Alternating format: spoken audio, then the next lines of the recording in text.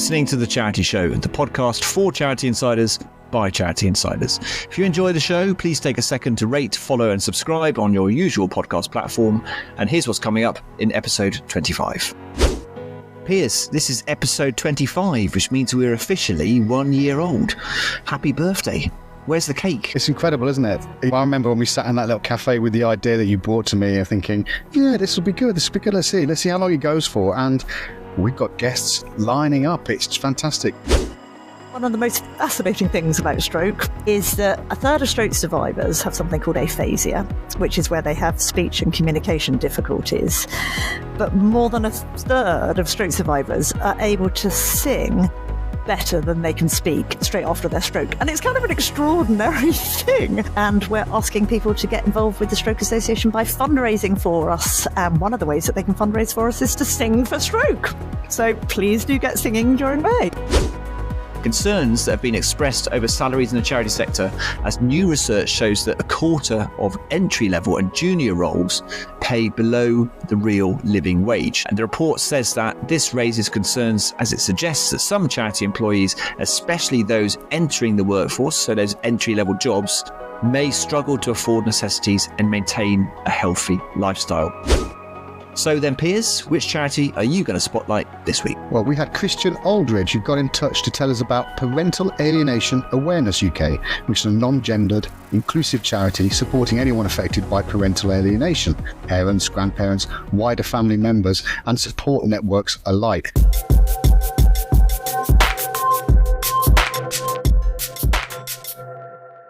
Welcome back to The Charity Show. I'm Piers Townley, PR Manager at the Brain Tumour Charity. And I'm Tim Bainan, Head of Marketing Engagement at Firefighters Charity. And Piers, this is episode 25, which means we're officially 1 year old. Happy birthday. Where's the cake? We need some cake. It's incredible, isn't it? You look back and think, oh, this year's gone. I mean, I remember when we sat in that little cafe with the idea that you brought to me, thinking, yeah, this will be good. This will be good. Let's see how long it goes for. And we've got guests lining up. It's fantastic. And overall, I don't think we've had any bad feedback. I think we've had good feedback, actually, in the sector. And it's just been, as you know, and as we talk about offline as well, it's been brilliant speaking to so many inspirational people and seeing so much work that's been done for causes all up and down the UK. It's great. It's been good. Yeah, it definitely has. I think the scariest part of it all is how quickly that year's gone. What's gone on there? Blink and a year's passed. It's crazy, but yeah, it has been amazing. It's been really enjoyable. I think we've had a wonderful sort of variety of guests and a real mix of people come onto the show to talk about all kinds of different things and things that I maybe not even really appreciated, out of my sort of usual comfort zone in comms, and sort of seeing the charity world from different angles. It's been really fascinating. So it's nice. It has been great to sort of get that. I'm looking forward to seeing who we get in the year ahead as well. So it's been, a great first year, I'd say. It's been fantastic to see the different ways that so many different charities operate, but also actually quite illuminating in that actually there's some common themes that come up time and time again. And that sometimes you sit alone in your charity role and in a bubble of your specific, particular cause, but actually it's the same trials and tribulations across the sector that we're all kind of trying to work out and get through. Yeah, definitely. Also, as well, from a personal level for you and I, it's good to get back to our journalistic roots a bit, I think. As time goes on and as you do more and as you sort of roles change and take on a bit more responsibility, you do less of the things that you sort of started your career doing, like interviewing and talking to people. And I miss that. So it's been good for me. I don't know if you felt the same, but it's been nice. I've enjoyed that in terms of getting back to my journalistic roots a little bit. Yeah, there is a buzz and a reward, and it is wonderful to be sitting and interviewing people and having a conversation idea that develops into a real insight. It is lovely. Yeah. There we go. So anyway, we'll have to get some cake, get a little bit of cake later down the road. Perhaps we might meet up and find a cake of some kind. But anyway, how's the rest of your week been, Piers? What have you been up to in and out of work? Busy week as usual. It's the same thing. We say this each episode, I guess. I was hoping that after March, which was Brain Tumour Awareness Month, we'd have 6-7 weeks of calm and just let it get all our ducks in order as they were. But no, as ever in the third sector, it's kind of all hands to the deck and 1,000 miles an hour. One of my colleagues has gone on holiday. I do not want to see any more pictures that she's sending from a Greek island. I'm not interested. I'll speak to her when she gets back, but that does mean that we're one person down in our little PR team. So I'm so very, very busy, and we've got a big project coming up. We've got an event that's happening with author Sophie Kinsella, who's a supporter of the Brain Tumour charity, and some high-profile celebrities that are happening in London in June. So it's kind of, I found myself inadvertently being a project manager, back to my old journalistic days, actually, putting together a flat plan, which is a word I'd never thought I'd revisit, a flat plan for the concert programme that we're doing, amongst everything for this wonderful evening. So I'll talk more about that in episodes to come. So busy all round. How about you, Tim? Brilliant. Love a flat plan. I'd still do flat plans for the magazine and for other things that we do. Love a flat plan or a ladder plan, same sort of thing. Yeah. Very old school, I know. You talk to people in their 20s now about that kind of stuff, and it just goes over their heads. What are you talking about? No idea. So yeah, I know it's been a busy week at Firefighters Charity, and one thing actually that's been really good and nice to do is we're recording this, you and I, the day after the VE Day celebrations, and for us at the charity, it's been nice to reflect on our roots. So the charity was formed during the Blitz to support, initially to support the families of firefighters who were killed during the Blitz. So it's been good to look back on that and to remember with the rest of the nation, all the incredible sacrifices that people made during the Second World War for our freedoms today, including over 1,000, I think it was 1,107 if I remember rightly, firefighters who were killed across the UK during the Blitz, doing what they do now, protecting their communities and trying to save property and all that kind of stuff. And so it's been good to remember that, reflect on that, share that across our socials and everything as well, and had some lovely responses off the back of that. So yeah, VE Day, it should be a celebration as well as a time of reflection, and I think that has been for us at the charity, which has been good this week. So yeah, so it's been a positive week, I'd say. Yeah, I'd echo that on a personal level. Obviously, I don't have that kind of backstory, but I did not know that origin story of Firefighters Charity. So fascinating and a poignant moment for your organisation, Tim. Yeah.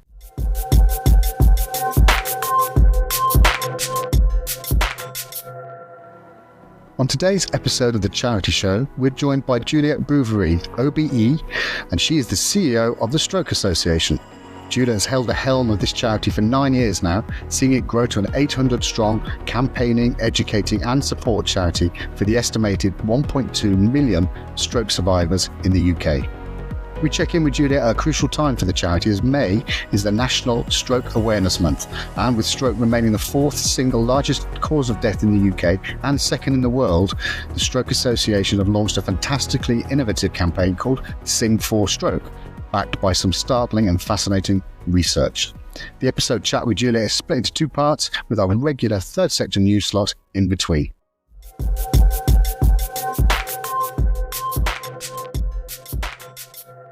So, hello Juliette, thank you so much for starring on the charity show and being our guest for this episode. We'll just jump straight into it. Could you share a little bit about your journey to becoming CEO of Stroke Association? What motivated you to join the charity way back 8 years ago, was it now? Yeah, I joined in 2016. So I suppose I sort of feel like I've had volunteering in my blood ever since I was a child. My mother was a brown owl in our local village for like 50 years and did loads of kind of stuff in the community, and so did my dad. And I was always encouraged as a child and teenager to volunteer, which I think I did sort of slightly reluctantly, but I got a sense of real reward. And then when I left university, I kind of spent a couple of years in the private sector, and then I realised just how important it was that actually you do a job that aligns with your personal values. And I've always felt very lucky and have always felt a kind of commitment to kind of give back and use my privilege to benefit others. So I made a conscious decision in my mid-20s to join the voluntary sector, and I've just never looked back. I mean, I've worked for some wonderful causes, most notably British Red Cross and Macmillan Cancer Support. I've had amazing bosses. I've kind of really felt that I've had an opportunity to kind of develop myself, but also, make a difference to some of society's biggest challenges. And, very committed to improving health and care outcomes. I think we can take our health so much for granted. And I suppose I learned that the hard way. My late partner, very sadly, was diagnosed with a brain tumour aged 35, and he died aged 39. And that was some time ago now. It was over 10 years ago. But that got me kind of interested in everything to do with the brain. I kind of just did endless research into neurology and got fascinated with the brain. And then the role of chief executive of the Stroke Association came up. I'd seen my grandmother very sadly die of a stroke. John, my late partner, died by then. But although he had a brain tumour, a lot of the struggles that he had were unbelievably similar to those of stroke survivors. And so it just felt like it was a dream job. It kind of married my personal interests, but I could also see such a potential for the charity to have a bigger profile and have a bigger impact on more people. And I've absolutely loved it from the get-go. You're wedded to this sector then, Juliette? Yes. I mean, I've been in the voluntary sector now for, oh dear, it's really going to reveal my age. I will say over 30 years. It does grab you though, doesn't it? Once you get a taste of it and once you realise the impact your organisation or you as an individual can make, it's quite an addictive sector to work in, really. Yeah, we have incredible autonomy and the ability to do what's right for our beneficiaries and really advocate for causes that matter. And I think collaboration and partnerships is kind of in the DNA of the voluntary sector, because none of us can tackle these big societal challenges on our own. We need to do it with and through others. And it's a wonderful privilege to lead a charity. It really is. What would you say, what's been the most rewarding, say, period of time there, or one thing that stands out as your role as CEO? For me, it's the work that we do with the stroke community. So by stroke community, I mean our stroke survivors. You probably know stroke is a really tough condition to live with. It's still the 4th biggest killer in the UK. It's the single biggest cause of complex adult disability, and it happens in an instant. So it really does turn lives upside down. But we're lucky enough to work with hundreds, thousands of stroke survivors who are just so resilient, who show such incredible strength, positivity, determination, and who shine a light on the recovery that is possible after a stroke. And that's really inspiring. And then I'm lucky enough to work with lots of healthcare professionals who, despite the challenges of the NHS, are delivering wonderful person-centred care, brilliant researchers. And I think it's that ability to work with people who are all so committed to a single cause and who put the needs of patients first, that for me keeps me going and is incredibly fulfilling and rewarding. I was going to lead on to my next question, and I really like the fact that you pinpointed the resilience of your supporters. It's something we see all the time. You know, the brain tumour charity is a healthcare charity as well, and it is that resilience that sometimes gets you through the challenges that we do face. So I was going to ask, is that one of the ways you balance the needs of the organisation and the needs of being, the top person, the CEO, with the everyday struggles of those affected by a stroke? It's a question, that we have in our charity as well. How do you help manage staff and support staff faced with the reality of what the cause they're supporting with the demands of the role and the demands of the leadership? Yeah, I mean, I suppose I've always tried to be a leader who practices head, hands, heart leadership. So I can't do my job with authenticity unless I really have passion for the cause and I have a deep belief in what we do and what we're advocating for. So that's the kind of head bit. The hands bit is, even as chief executive, I need to follow through. I need to get my sleeves rolled up. Yeah, I need to demonstrate that the charity is part of the solution to really brilliant stroke care. We're not the only solution, but we work really closely in partnership with the NHS, and we're very proud of the fact that we are a major service delivery partner to the NHS. So that's the hands bit. And then the head bit is the kind of intellectual challenge that comes with running a big, complex 4 nations charity. And I suppose it is the sort of struggles of stroke survivors and the stories that they tell of overcoming the challenges of stroke, achieving amazing things that they never would have believed possible, that keeps all of us going. And our stroke support coordinators, who are kind of 350 people who see people on stroke units and then follow them up with home visits when stroke survivors are feeling at their most vulnerable, they're most frightened, they're most alone. And our stroke support coordinators adopt a coaching model. So they really help stroke survivors to kind of realize that there is action that they can take and that they can chart their own recoveries, but they provide them with that incredible kind of motivation and support to keep going. And so we're always trying to kind of balance, and I try to balance it in my leadership, being realistic about the challenge, because not every stroke survivor is going to survive or make a brilliant recovery. So there's something about being realistic, but also offering hope. And that's where I feel so proud of the support services that we offer, because they really do provide people with hope, inspiration, encouragement, motivation to keep going. And that's what helps our stroke survivors to be the very best versions of themselves and lead the best possible lives. And that's so powerful thing to offer, isn't it? That idea of hope. We see that with my charity as well. It's that sensation that you are not alone in this moment of abject crisis, really. What do you think the charity's biggest achievements have been, Juliette? Is there some pinpointing moments, whether that may be a policy change or a research change or even just the support change, the way those have had to adapt over the years? Yeah. So, I probably reflect on three things. I think the first thing that I'm really proud of is how the charity responded during the COVID pandemic, because we just knew right at the very beginning that we had to do the right thing by stroke survivors and we had to do the right thing by the NHS. And that was kind of our North Star. And we made a lot of bold decisions. It was a scary time. We had to kind of stop a lot of our activities. We had to slow down our funding of research.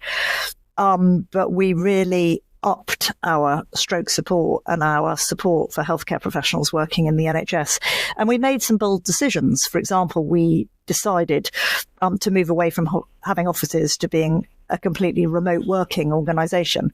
And that's proven us really, really well. So it was a time of kind of great innovation, great agility, and kind of bold decisions that have kind of stood the test of time. So I'm really proud of that. I think the second thing that I'm really proud of is we made a decision about 4 years ago to continue to fund research, to continue to deliver services, but to be more intentional about being a policy and system influencer. And so we have built locality teams who spend their time influencing local system decision makers to take action on stroke. We've got a really effective national system influencing team. And I'm so proud of the work that we're doing to make stroke a bigger priority for the NHS and for system decision makers. And that's been very intentional. And it requires a whole new set of capabilities that we've had to cultivate and develop. And then the third thing is really our culture. When I arrived in 2016, the Stroke Association had a very traditional culture where the decisions were made on high, the power was held at the top, and it made it a very slow kind of not at all democratic charity. And I'm really proud now that our culture is so much more inclusive. Our frontline staff feel a lot of autonomy to do the right thing, and our staff engagement scores have frankly soared. So when I arrived, we only had just over 60% of staff who said they would recommend the Stroke Association as a great place to work. And now that's 83%. So, staff feel that they have a voice, that they are treated with respect, and that they can influence decisions at the charities. I'm really, really proud of that, and proud of some of the work that we're doing now around our new ways of working, which is to be more progressive. We're learning to be more agile. We're learning to adopt some of the practices from the private sector in terms of agile methodologies, being really clear what the problem is, kind of testing solutions on a small scale to really understand what works, what doesn't work, learning fast, failing fast, and then using that learning to then take what's viable and effective to scale. So I think that's kind of exciting because it means that as a charity, we're constantly evolving, innovating, and trying to challenge ourselves to be progressive in how we work.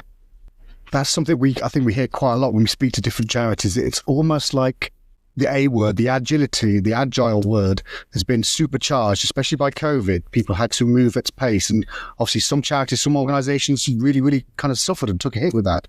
Whereas others, and it sounds like Stroke Association is one, you've had some really positive learnings there that have kind of carried on going. In fact, have probably framed the way the charity has moved since then in the last 4 or 5 years.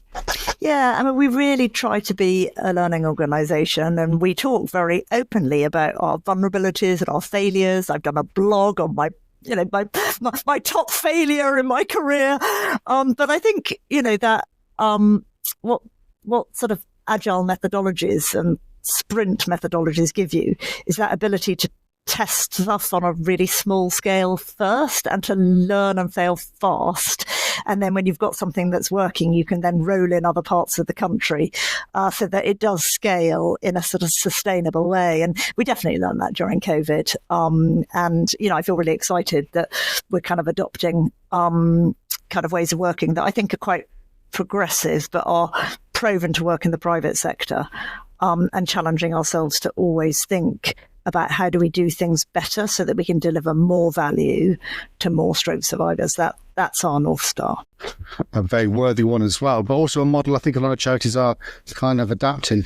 That landscape, the stroke landscape, the healthcare stroke landscape, how has that changed over the last few years? Have there been some major stumbling or major advances or major problems that are kind of coming to the forefront over the last couple of years? Yeah, I mean, it's changed enormously in the last 30 years because, I mean, if you had a stroke, 30 years ago, you would probably have languished in hospital in a general medical ward, and you'd have probably died in hospital. There were no available treatments for stroke 30 years ago. And so kind of medical advances have come on in leaps and bounds. So we now have the ability to deliver something called thrombolysis, which dissolves blood clots in the brain. We now have a procedure called thrombectomy, which is kind of extraordinary, where big blood clots in the brain are physically sucked out of the brain using a kind of wire stent that goes in through the groin and up through the main catheter into the brain, and it clips onto the blood clot and literally sucks it out. We now know that hyperacute stroke units, that are these 24/7 centres of excellence, are absolutely vital for the best possible recoveries from stroke patients. We've got AI and stroke imaging now universally adopted in all hospitals in England. So that's kind of using AI to kind of speed up the accuracy and pace of decision making. We've got something called pre-hospital video triage, where paramedics can talk using an iPhone or an iPad to the hospital consultant, so that then patients are accurately diagnosed with a suspected stroke, taken to the right hospital. So, I mean, amazing advances. Strokes come on in so many ways. So that's kind of encouraging. But what we have seen is, with a lot of the challenges in the NHS, we've seen a slowdown in progress. And for example, ambulance response times are now so much longer than they used to be, and stroke's a medical emergency, and the stroke treatments are time sensitive. So it really matters that stroke patients get to the right hospital as quickly as possible so that they can get scanned and they get access to these treatments. We've seen all of those pathways slowing down. And then there's huge inequalities in people accessing evidence-based care. So thrombectomy, this miracle procedure I was talking about, where blood clots are physically sucked out of the brain, there's just huge inequity in access to it. So if you live in London, you're much more likely to get 24/7 access to a thrombectomy. But if you live in, I don't know, the east of England or parts of Yorkshire, there is no 24/7 service. Even in some parts of the country, it's actually only delivered 8 till 6. So if you have your stroke in the middle of the night, then you're probably going to miss out on a treatment that could revolutionise the chances of your recovery. So it is challenging. I suppose what we do is we are constantly highlighting to the system that stroke is preventable, it's treatable, it's recoverable. There is a fantastic evidence base behind what works. But galvanizing system decision makers in the NHS at the moment to prioritise stroke when they've got so many other really urgent and acute problems is hard, I'll be honest with you. So, we just keep going with some really powerful, consistent, evidence-based messages. We know that if we can tell positive stories, and our stroke survivors tell stories, that helps to create an emotional connection with stroke. And we just have to keep being a system influencer and keep kind of advocating for a positive message around stroke. Yeah, I guess it's that ongoing, that's an ongoing thing for healthcare charities, isn't it, as well? Especially as you were saying, of all the kind of things that could happen to you catastrophically, time is of the essence when it comes to stroke, and that postcode lottery or that postcode diversion of care or standard of care is something that obviously we find as a charity.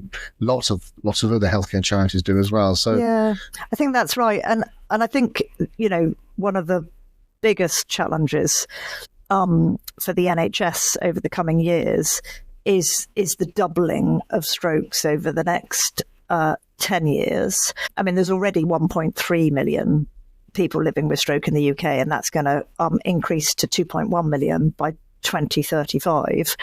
Now, what that means is that if people are getting access to the best possible treatments, you're going to see even more people surviving a stroke, which is obviously great news. But pretty much every stroke survivor will have some lifelong consequence associated with their stroke. I mean, 2/3 of stroke survivors leave hospital with a disability. A lot of them suffer with quite severe anxiety and depression. They need physiotherapy to help with their physical impairment. 1/3 of stroke survivors struggle with speech and communication difficulties, processing. So I suppose it really reinforces that more stroke survivors are going to need fantastic rehabilitation and stroke support on an ongoing basis. And that just means that as a stroke association, we've got to up our game too, because we want to be there for every newly diagnosed stroke survivor.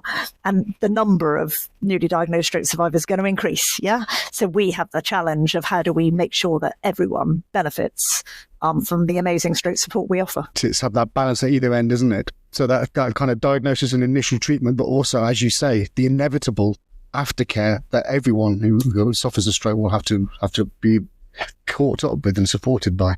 Exactly.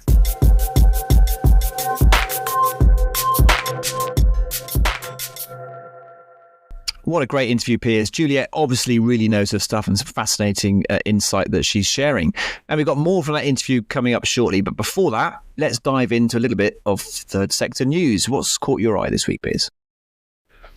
I think it's just the controversy headlines that we often see in the third sector, Tim. And this one struck out and jumped out of the screen to me with the headline, "It makes no sense. Macmillan is under fire, or has been under fire in the press recently, for hiring for senior roles after axing 26% of its staff earlier in the year," which is a huge number.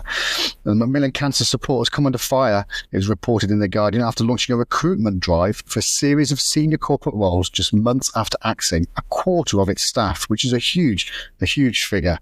And the paper revealed that back in February, over 400 workers had been let go as the charity reduced its workforce by 26%.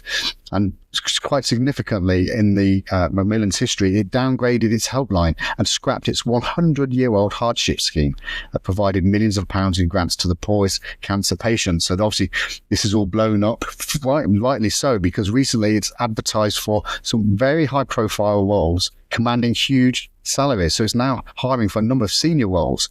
For example, a director of strategy and transformation on 119 grand a year, and that amongst other roles and stuff.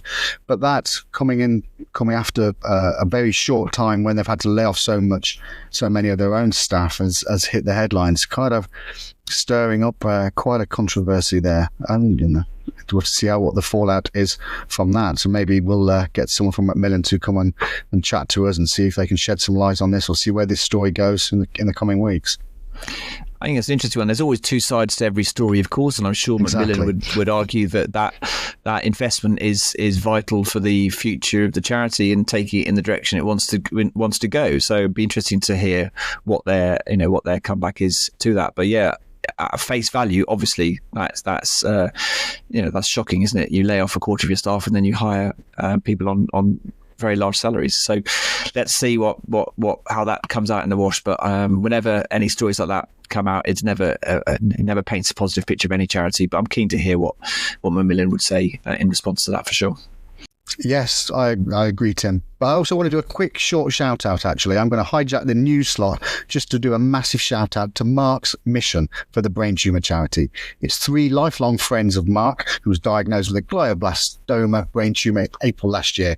And the 3 dads and 3 friends have just embarked on an epic 1,500-kilometre cycle ride, taking in all the UK Premiership rugby grounds. They're a couple of days in there at the moment, raising vital funds for the brain tumour charity. And no doubt they're nursing a lot of chaffing as well. That's a long, long way. So massive shout out to them. We'll put some fundraising links. We'll put a link in so you can find out more about their story and this epic cycling challenge that's taking place right this moment. So cheeky little shout out there to the brain tumour charity supporters that they are. Definitely. Let's post that on our socials as well, I think, Piers. That definitely sounds very deserved. Talking of controversy, though, I've got a bit of a controversial story this week as well, and it's one that jumped out at me. And again, it's sort of salary related. You talked about very large salaries. This story is about the opposite end of the scale, really. Concerns that have been expressed over salaries in the charity sector, as new research shows that a quarter of entry-level and junior roles pay below the real living wage. Now, an important clarification here I must point out. So there is a difference between the national living wage and the real living wage. So unlike the government's mandatory national living wage, which is the minimum hourly rate that must be paid to employees aged over 21, the voluntary real living wage is based on how much people should be paid in order to afford a decent standard of living. So a really important distinction between the two there. As of 2025, the voluntary UK living wage stands at £12.60 an hour for areas outside of London and £13.85p an hour for roles in the capital. Now, the Living Wage Foundation, which calculates the higher voluntary rate, said the data on pay for junior charity positions was concerning and that it could limit diversity and talent across the sector. And according to Charity Job Salary Report 2025, which was based on data that it pulled together from 55,486 different jobs across the sector last year, found that around 2,800 employers in the charity sector do actually pay the voluntary real living wage. It also found that entry-level roles experienced a 5% salary increase overall last year. However, it found that 24% of full-time entry-level and junior charity roles in London paid below that crucial voluntary real London living wage, while 25% of those outside the capital also paid below that UK living wage. Long and short of all of this, the report says that this raises concerns as it suggests that some charity employees, especially those entering the workforce, so those entry-level jobs, may struggle to afford necessities and maintain a healthy lifestyle. And that charities hiring for these roles should consider raising salaries to ensure their employees can thrive both personally and professionally. So there we go. A story about people at the opposite end of the scale to those Macmillan jobs we were talking about earlier on. People just coming into the sector. Can and should employers across the third sector be looking at raising those entry-level salaries to ensure that their employees can afford a decent standard of living? Really interesting discussion, I think, to be had there. Yeah, that's a lot, Tim. That's a quarter, isn't it? 1 in 4 roles, 1 in 4 entry roles below the wage that they should be paid, or advised that they should be paid. So yeah, that's a lot of people.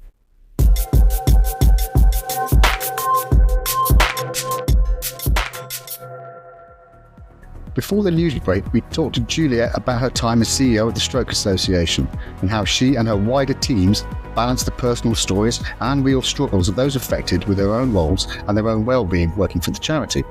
Now, in the second half of our conversation, we look a little more closely at their May awareness campaign, Sing for Stroke, and the startling statistic that more than a third of stroke survivors, that's 35%, are able to sing better than speak soon after their stroke. Let's find out more.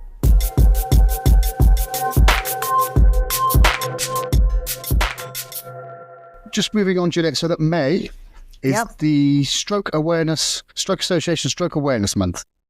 And there's some big numbers there, isn't there? You said there are 100,000 people will have a stroke each year, is that correct? Yep, that's right.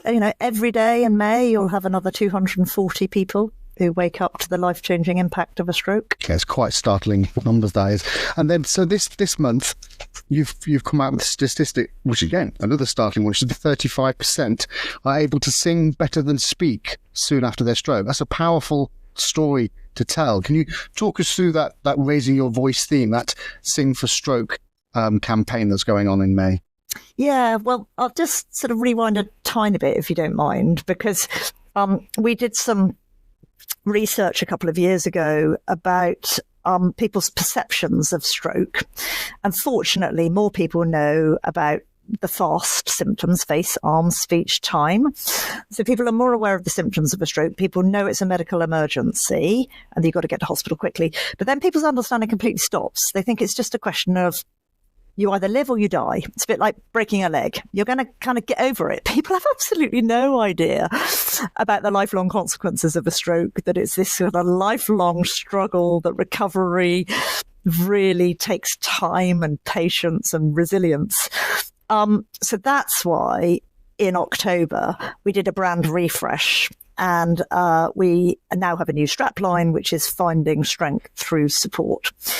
And we know that what we need to do is to change the cultural narrative around stroke. So we need to change people's perceptions from it being, yes, a medical emergency, but it also being a lifelong struggle, but one where recovery and life after stroke is possible. So what we're now doing is kind of storytelling and trying to find ways that really bring to life the lived experience of stroke.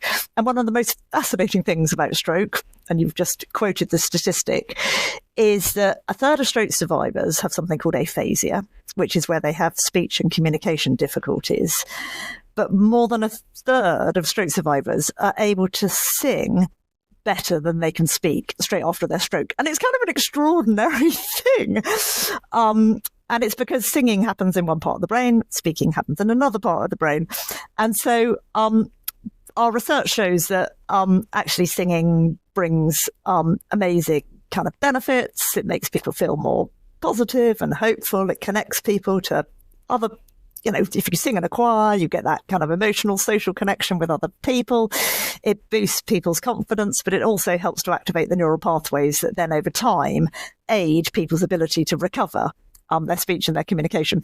So we're using this kind of, I think, fascinating fact about stroke really to shine a spotlight on the lived reality of stroke. Because if you can't speak, just imagine the frustration, the kind of emptiness that comes with that, the kind of patience that's required to have to kind of relearn kind of new words, the sort of... It's fundamental, isn't it? It's fundamental to who we are. It's fundamental to your identity, to your self-esteem, your confidence. So we're using it to really shine a spotlight on the lived reality of stroke. And we're asking people to get involved with the Stroke Association by fundraising for us. And one of the ways that they can fundraise for us is to sing for stroke.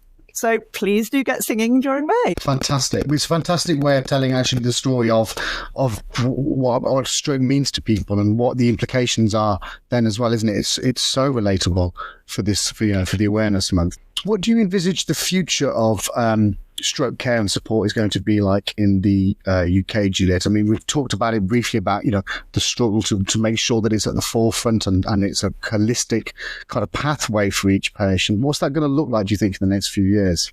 Well, I was talking earlier about some of the amazing innovations in stroke and some of the excellent kind of evidence-based treatments that are available.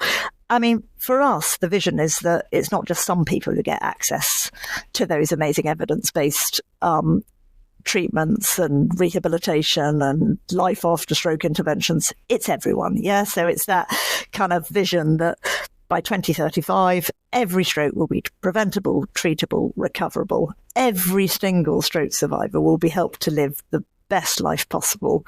The current inequalities will have disappeared and current innovations will be adopted at scale. So that's really the message. And in March, we launched a new policy report for government in England, which was called, what was it called? Let me just check. It's on the floor so I can tell you the exact name of it. Unlocking Potential, a bold vision for stroke care in England. And it's basically a 10-year roadmap. And it says to the new Westminster government, who are interested in 3 shifts in healthcare, they want to move from hospital into the community, from analogue to digital, and from sickness to prevention, of course, sickness to prevention. And our report just sets out the kind of steps that governments and system decision makers can take, all of which are happening somewhere, they're just not scaled. So our message is get behind stroke, and not only will you improve recoveries for tens of thousands of stroke survivors and improve their experience and outcomes, but you will also save the NHS and wider society a lot of money. And there's a very startling statistic in the report that shows that the age group in which strokes are growing the fastest is actually people aged 45 to 55. And obviously they're working age stroke survivors. So you get then the best treatment and support, well, then they'll be able to stay at work or return to work, which in turn benefits society.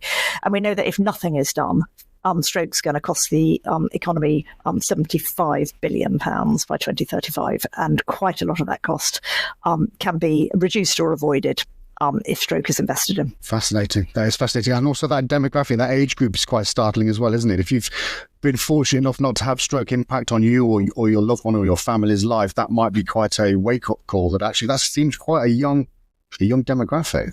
It is a young demographic, and we're still trying to research exactly what is triggering such a kind of dramatic increase in stroke incidence in that age group. But it will in part be down to lifestyle. I mean, the biggest risk factor for a stroke is high blood pressure. What causes high blood pressure?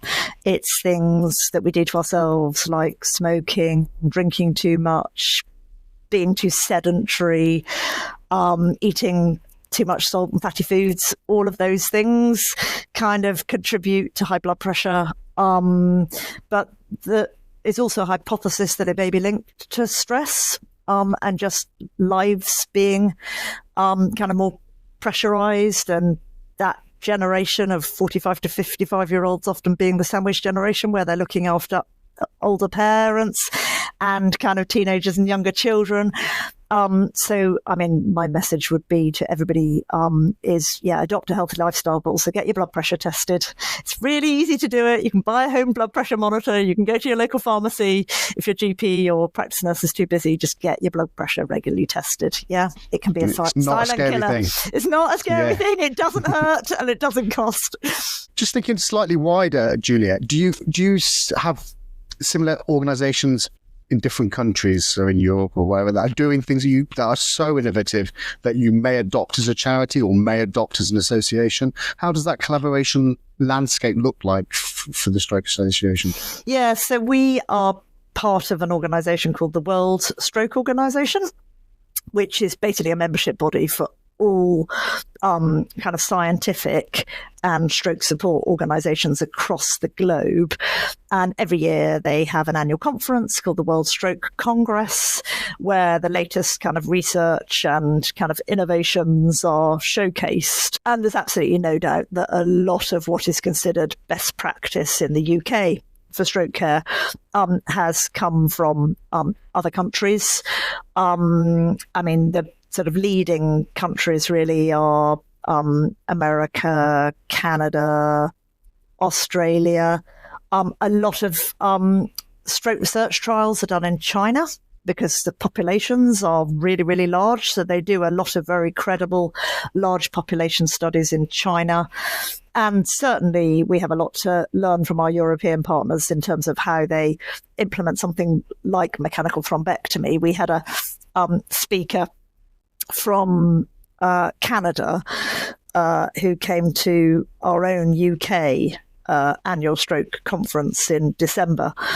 And he was talking to us about mechanical thrombectomy and time is brain, and how their average, what is called door-to-needle time, which is the time when a patient arrives at hospital to actually receiving a mechanical thrombectomy, is less than 1 hour in Canada. And in the UK, it's 2 hours, 20 minutes plus, and that's the average.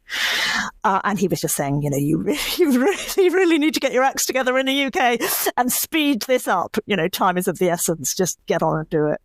Yeah. That's the thing that seems to be coming through all the time with it.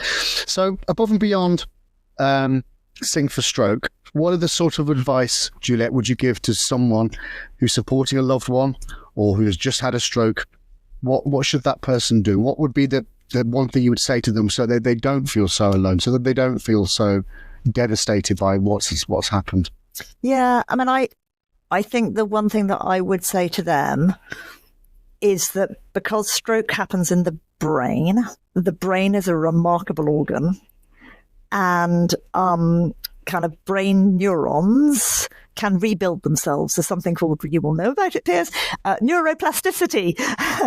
And what that effectively means is that if you can keep training your brain and you can keep mentally and physically active, over time, you will recover. Now, you do need to be patient. The steps at the beginning might be very small. The progress might feel kind of really incremental, but over time you will surprise yourself with how much recovery is possible. But just keep at it, keep strong. Do reach out to the Stroke Association. We offer kind of specialist lifelong stroke support. You can find fantastic information on our website, but we also have a telephone helpline which operates Monday to Saturday, and you can call that on 0303 303 3100, and it's staffed by stroke experts who will answer any questions. They will give you time to talk through your worries. But we also have a team of fantastic local stroke support coordinators who, if you live in the right area, can come and visit you at home. And we facilitate a network of peer support groups. And one of the things that our stroke survivors tell us is that often the thing that makes the biggest difference to them is actually the hope and encouragement that they receive from other stroke survivors who are further down the recovery journey from them. So yeah, if you're kind of at all nervous about reaching out to others, I really would encourage you to find out if there's a local support group in your area, because that peer support can be absolutely invaluable. It can be crucial. Well, thank you very much, Juliette, and we'll be sure to keep singing ourselves about the Sing for Stroke awareness campaign that's happening this May, and we'll be encouraging our listeners to get their blood pressure checked as well. So thank you so much for coming on board. Thanks a lot, Piers. Thanks. Bye-bye.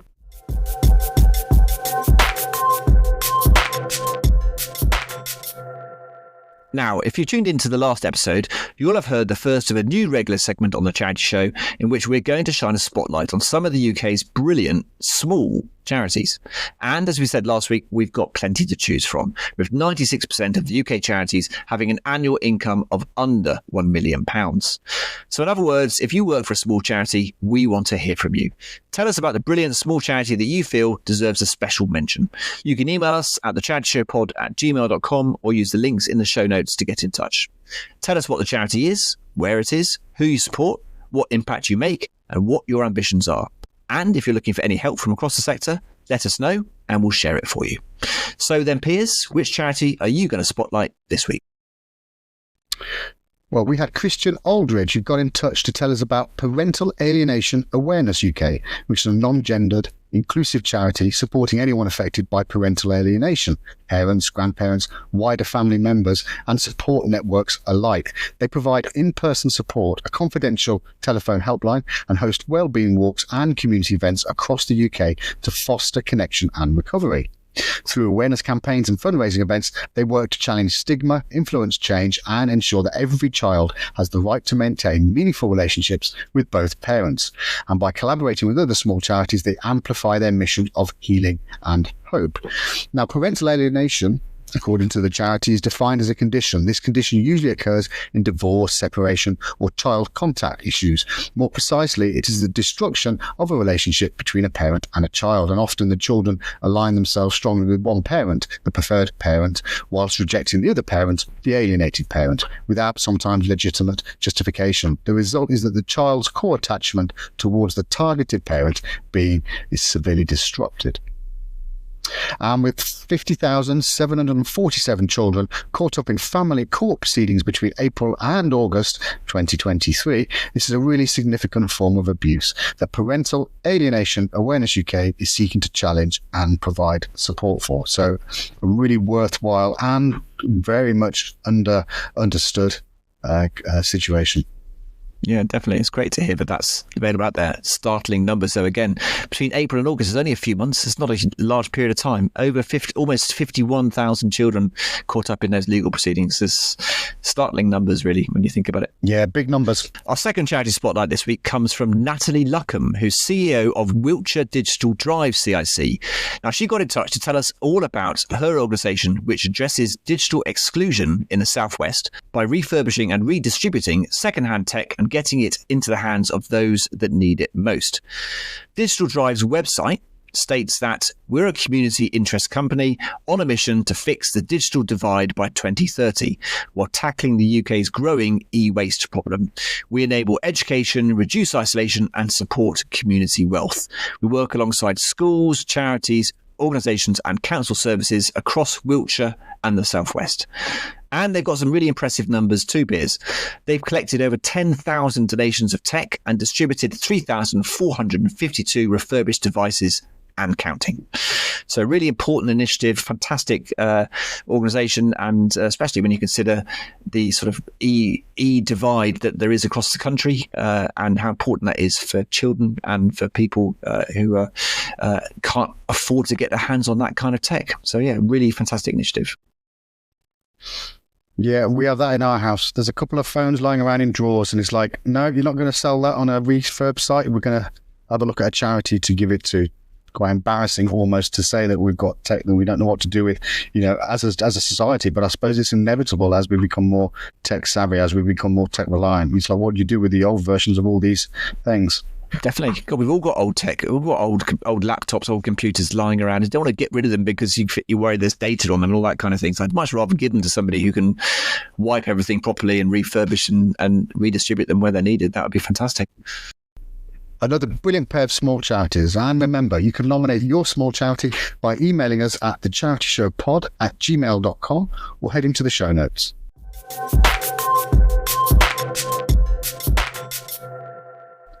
And that's a wrap for episode 25. A huge thanks to Juliette for giving us an insight into the Stroke Association and her work there. So what's coming up next in the main show and on the Charity Show Bites, Tim? Well, we're getting set for Volunteers Week in the next full episode of the show in 2 weeks' time as we find out how charities of all sizes can embrace micro-volunteering and how they can get more families involved in volunteering. And next week, Piers and I will be back for another fun-sized episode of the Charity Show Bites, so keep an ear out for that. I love that phrase, micro-volunteering. Can't wait. And don't forget, you can be part of the charity show too. Whatever your role in the third sector, send us your voice messages or get in touch through any of the links in the show notes to share your stories and let us know what topics you'd like us to cover. And of course, as we've already mentioned, help us shine a spotlight on some great small UK charities. Head to the show notes to nominate your charity today. In the meantime, please follow or subscribe on your usual podcast platform and leave us a 5-star review. It really helps more people find the show. So that's it for episode 25 and for the first year of the Charity Show. So onwards to year 2. Thanks for listening, take care, and we'll see you soon.